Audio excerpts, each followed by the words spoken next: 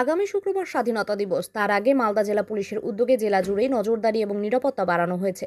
কারণ মালদার একদিকে রয়েছে ভারত বাংলাদেশ সীমান্ত, অন্যদিকে রয়েছে বিহার ঝাড়খণ্ড সীমান্ত।